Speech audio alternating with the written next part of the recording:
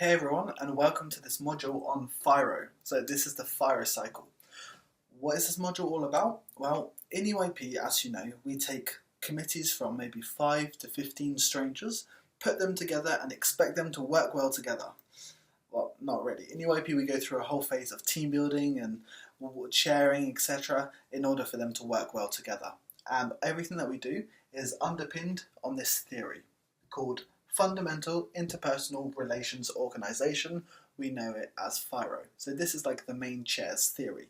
So in this module, I'll be going over the main theory, but I'll also be emphasizing the honeymoon phase and talking a little bit more about conflicts. So for first-time chairs, it'd be very interesting, but also for people who've chaired quite a few times, hopefully my emphasis on the honeymoon phase could also be quite interesting for you. So with this chairing theory, it's all about how teams come from individuals to a team. In most fields, this takes months to happen, but in UIP we don't have months. We have about maybe 6 hours, 8 hours of team building, and we have to build a good team. So we have to understand what actually happens to a team when they come together as strangers, what are the phases they go through. And when we understand this, we can manipulate these phases through activities or games in which we can then try to hurry them through the FIRO cycle. So the first thing that happens is delegates come together as individuals, as strangers. You come to a session and you're like, I don't know these people, what's going on? You start asking yourself lots of questions thinking, should I actually be here in the first place, and these kind of things. Well, what you need in that period is you need to be able to trust yourself, because you are the only person you should be able to trust there right now. You don't know anyone else. You need to be able to feel comfortable with yourself, and this needs to be accepted. We don't want you to lose your individuality. So what we have is this I phase. I phase means I trust me. I care about me. I'm very egotistical at this given moment in time when I come to this session. And what we do to tell them that this is okay is we do name games. We start with names. What does names have to do with this? Well, if I come to a session, I don't know anyone here, and everyone starts by saying, Nathan, and I'm presented and people know my name. I feel good. I feel like people are okay with me being me being my own individual person. So this I is kind of been built upon. It's like, yes, I'm going to be an individual, and I like this and I trust this. So we make sure that we really say their name. We play a newspaper game, hitting people on the head, etc. People really trying to remember your name and saying your name and shouting it and like recognizing your existence within this team. But you're still as an individual here. After we go through this first phase, we come to you. Now, what is this you? This you is, if you've ever, I don't know, been to let's say a bar in Finland, and then suddenly you realise the person sitting next to you comes from your hometown. It's like, oh my god, this is amazing, you found a connection, and you start to talk to this person, etc., and have a good conversation. You think, well, maybe I could trust this person, there's something here or something. This is what we try to create with this you. We try to get them away from thinking about themselves, and we get them to create connections with other people. We could make them play speed dating, or snowball game, or the line game, or two truths and a lie, or all these different kind of like getting to know each other games, or things like this. And it really creates connections between them and gets them to focus their attention on other people within this group. And they start to say to themselves, maybe I can trust this person. Maybe there can be some kind of like good bonding that happens between us. So these are icebreakers. So we break the ice with people through icebreakers. I'll just write icebreak here. So icebreakers are partly like getting to know each other, but also trying to delete these social boundaries.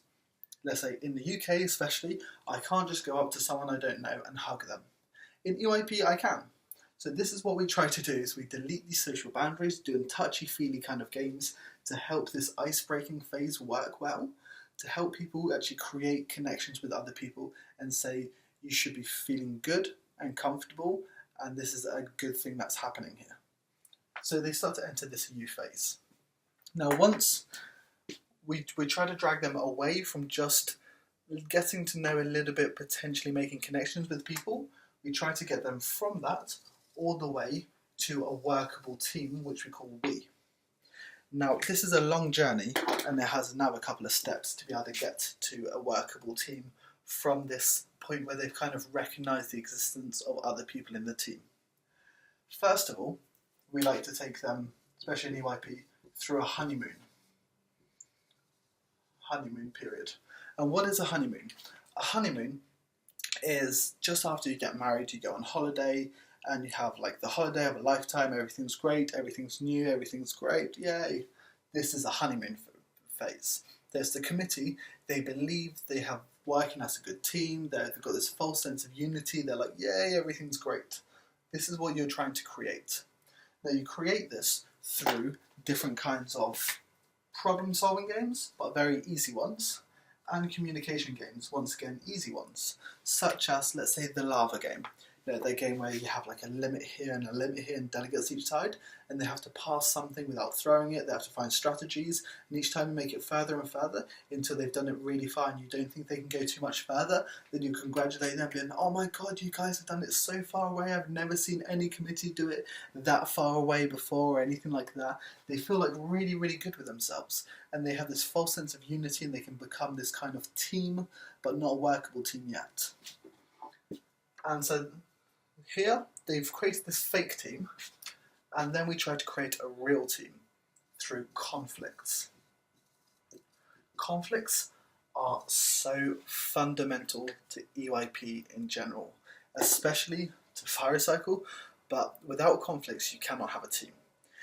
Things will not just be perfect in your committee. It's not just, oh well, they're actually solving every game I give to them, they're solving it, this is amazing, they're going to be great during committee work. No. Things do not happen that way. If they're solving everything, that means you probably haven't given them something difficult enough, or you haven't really tried to challenge them. You need to create a conflict. Now, why do we create conflicts in EYP? Well, conflicts are a bit like a vaccination. You know, a vaccination, you take a dead virus, so a virus that can't actually hurt you, and you put it in your body to get your body to understand how to deal with this virus. And the first time, your body can't actually deal with it. It's like, damn, what's going on? Trying to send the right antibodies, etc. But it learns its lesson for the next time. And this is what we do in EYP with conflicts. We give them, let's say, a difficult communication game where they have to build a consensus. And they realise they can't build a consensus because this game is based on your values or something like that. But then they have to try to find strategies on how can they actually come up with a good consensus if something is bound on their values, because this is what's going to happen during committee work later on. So we give them this vaccination, these conflicts, we make them fail now, but then realizing why they failed and try to rebuild them better as a team. But also, conflict serves to define roles. Role definitions is something really vital that you have to remember in EYP. So role definitions is this idea that people, when they come together in a team, they each have a different piece of the puzzle, which means that each one of them has to be complementary to another.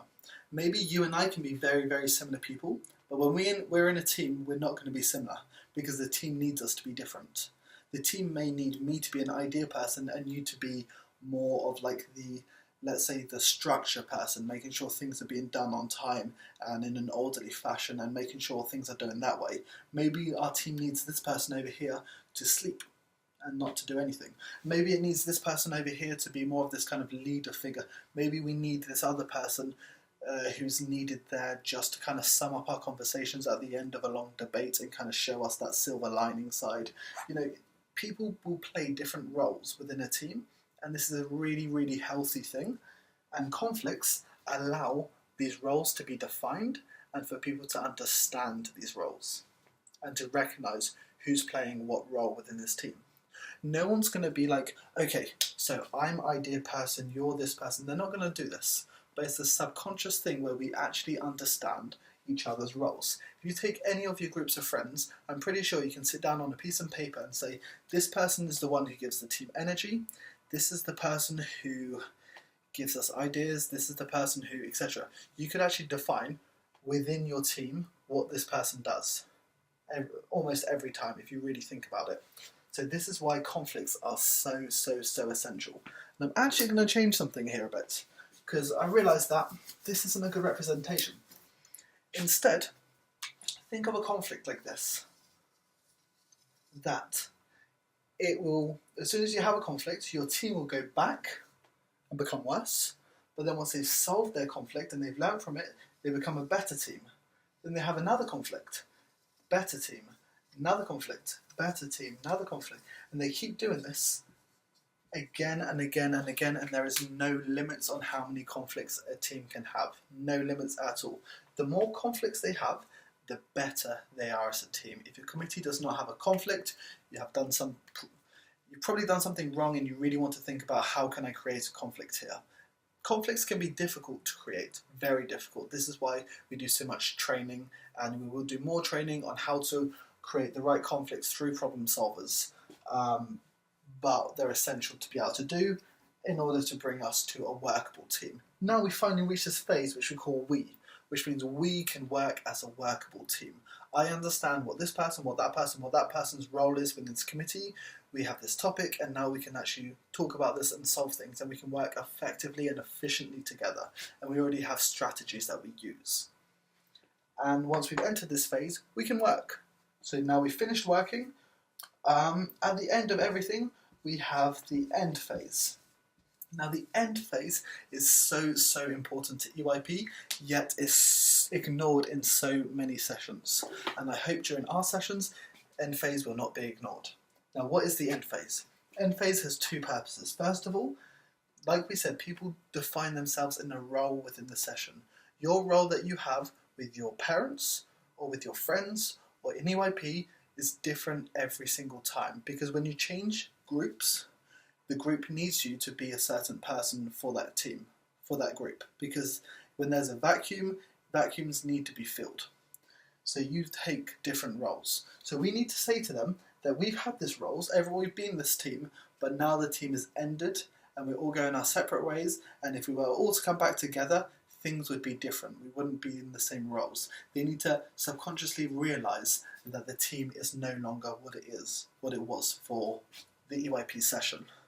The second part, which to me is the most vital part of this end phase, is anchoring the session in your future as opposed to your past.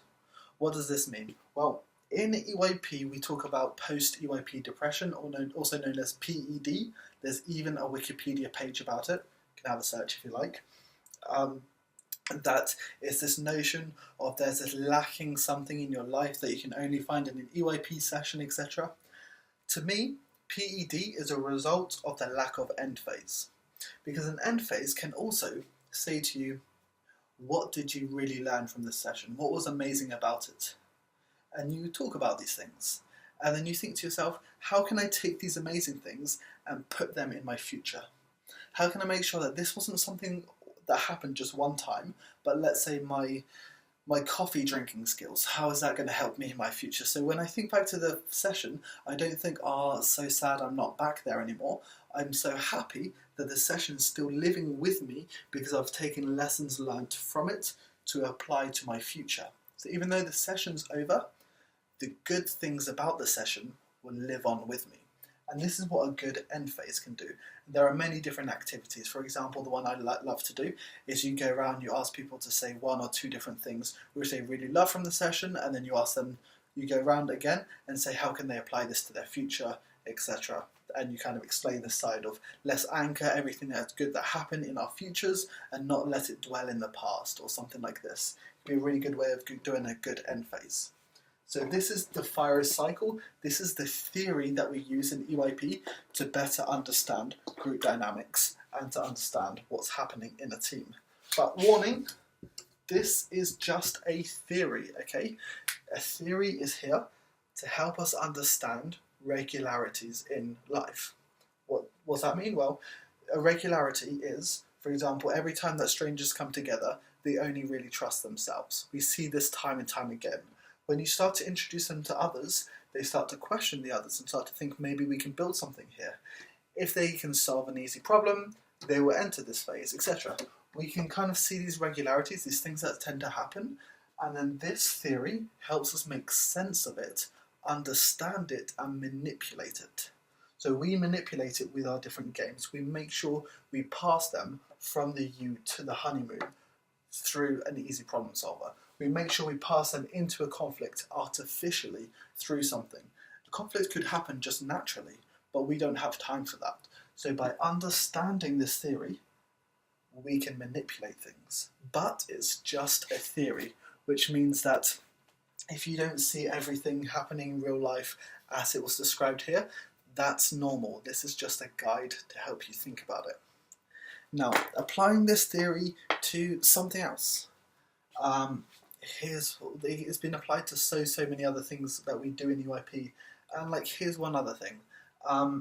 You can, within this theory, you can think about your chairing style or your chairing distance with a committee. Now, there's a big debate in UIP about how close you should be with your committee. Some people tend to be hands-on chairs, other people tend to be hands-off chairs. Now, one way you can look at the FIRO cycle, and this is a very subjective thing, so take it with a pinch of salt, this is just a personal preference, but you can look at it by saying there are different levels of distance depending on where you are in the cycle. So when people come together during the I phase, people won't really take that initiative to bond and to make things happen. So maybe here as a chairperson, this is for you to be really hands-on. This is for you to really be that dynamic person, making sure everything works and making sure there's no silence. But then we start to get to the U phase. People are like, yeah, I'm starting to get to know this person, but I don't want to embarrass myself just yet, So maybe here you still need to be quite hands-on. Maybe a little bit less, but still quite hands-on. And then as you get to the honeymoon phase, maybe here you can actually take a step back and create autonomy. Maybe you can give them an activity, and if they ask you questions, you just tell them you should have listened to the rules. So then if they have questions, they only ask each other, what are these questions? And they start to work and rely on each other rather than relying on you as a chairperson. So maybe here you can be less of a hands-on chair. And when you enter your conflicts, you can become even less and really get them to understand what's happening and get them to build their autonomous group between themselves. And you're basically just taking them from an activity to another and then helping with the debrief. And then towards this very end, during the end phase, delegates don't want things to end. They want things to continue. They love this magical home away from home. They love this EYP thing. So they're not going to want this end to happen. So this, I guess, for you as a chairperson can take less distance and be closer to them and be guide them through this end phase and say to them, this is now over. We were a team. Let's think about this, etc. So what I would say is you could be very hands-on towards the beginning, becoming less and less and less hands-on, more hands-off, and then hands-on at the very end. This is just another way of looking at a FIRO cycle.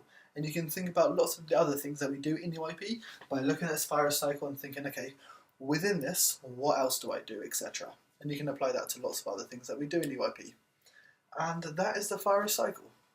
I hope you enjoyed that, and I hope this will really help you take your committee from the beginning of team building all the way through to the end of GA. So remember, the FIRO cycle happens throughout the whole session and not just during team building. You can have conflicts during committee work, as we said earlier.